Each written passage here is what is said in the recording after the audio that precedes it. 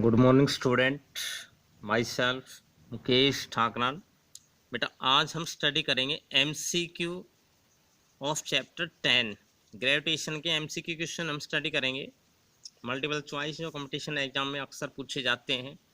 तो first question है बेटा, the value of acceleration due to gravity on the surface of earth is. Earth के surface पे gravity की वैल्यू कितनी होती है? 9.8। अर्थ के सरफेस पे एक्सेलरेशन ड्यू टू ग्रेविटी कितनी होती है? 9.8 मीटर पर सेकंड स्क्वायर। अर्थ के सेंटर पे 0 होती है, ध्यान रखना। When an object is thrown vertically upward on reaching the highest point the value of g will be. जब कोई चीज वर्टिकली अपवर्ड फेंकी जाती है तो हाईएस्ट पॉइंट पर पहुंचने के बाद जी की जो वैल्यू होगी वो 0 मीटर पर सेकंड स्क्वायर, 9.8 मीटर पर सेकंड स्क्वायर अपवर्ड डायरेक्शन में, 9.8 मीटर पर सेकंड स्क्वायर डाउनवर्ड डायरेक्शन में, या 4.9। तो ये होगी बेटा 9.8 मीटर पर सेकंड स्क्वायर डाउनवर्ड। नीचे की तरफ एक्ट करती है एक्सीलरेशन ड्यू टू ग्रेविटी हमेशा। In the polar region, the value of acceleration due to gravity is। Polar region होता है जो पोल के अकॉर्डिंग, जो पोलर एक्सिस पे लाई करे, जो जी की वैल्यू होती है वो सेम होती है इक्वेटर के, मोर होती है इक्वेटर से या 0 होती है। इक्वेटर से ज़्यादा होती है बेटा, पोल पर एक्सेलरेशन ड्यू टू ग्रेविटी ज़्यादा होती है इक्वेटर से। इक्वेटर पे आएंगे तो इसकी वैल्यू डिक्रीज होती है। weight of an object on the surface of the moon is। किसी भी ऑब्जेक्ट का वेट मून के सरफेस पे कितना होता है? 1/6 होता है weight of the earth, 1/8 of its weight at earth, half of its weight at earth, 1/4 of its weight at earth. Moon के ऊपर किसी भी ऑब्जेक्ट का वेट कितना होता है बेटा? 1/6 होता है दैट इट्स वेट एट अर्थ। जो भी इसका अर्थ के ऊपर वेट है उसका 1/6 रह जाएगा जब वो ऑब्जेक्ट मून पर जाएगा तब। क्वेश्चन नंबर 5 है, the force that keeps the body to move in circular motion when accelerated is.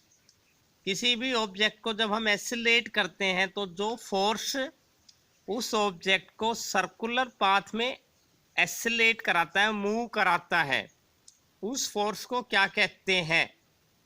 Centripetal, magnetic, gravitation या इलेक्ट्रिक फोर्स? ये होता है सेंट्रीपिटल फोर्स। कोई भी ऑब्जेक्ट जब सर्कुलर पाथ में रोटेट करता है तो उसके लिए एक फोर्स नेसेसरी होता है, और वो कौन सा फोर्स होता है? Centripetal force. ठीक है। The expression for finding gravitational force is. Gravitational force, Newton's gravitational force हमने पढ़ा था।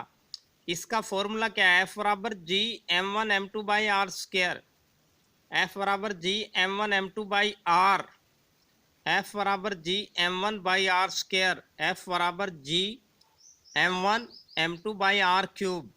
कौन सा फॉर्मूला है न्यूटन ग्रेविटेशन फोर्स का? This is the correct formula. F equals to G m1 m2 by R square. अगर दो मास हैं उनके बीच का ग्रेविटेशन फोर्स क्या होगा? m1 m2 by R square multiply G. बेटा प्रेशर की SI यूनिट क्या है? पास्कल, न्यूटन, डायन या barye? Pascal is the SI unit of pressure. An object on the moon surface is weight 66 kg. Then its weight on the same object at the earth will be। अर्थ पर इसका wait क्या होगा? 11, 66, 396। आपने पढ़ा था अभी थोड़ी देर पहले ही कि wait of the person eight moon is 1/6 that of earth. तो इसका मतलब अर्थ के ऊपर इसका 6 टाइम्स हो जाएगा। तो 396 is the weight of the person at earth. देखिए, the upward force exerted by the liquid displaced by the body when it is immersed और placed inside a liquid is, कोई भी लिक्विड जब हम किसी फ्लूइड में इमर्स्ड करते हैं तो कौन सा फोर्स लगता है, बोयंट फोर्स, ना सेंट्रीपिटल लगता है ना ग्रेविटेशनल, कौन सा लगता है, बोयंट या बोयांसे। An object will sink in a fluid when its density is more than fluid, density less than fluid equals। कोई भी ऑब्जेक्ट किसी फ्लूइड में कब इमर्स्ड होता है, कब सिंक होता है, जब उसकी डेंसिटी क्या होती है, लेस होती है उस फ्लूइड की डेंसिटी की। तो ये थे बेटा आज के हमारे एमसीक्यू क्वेश्चन। थैंक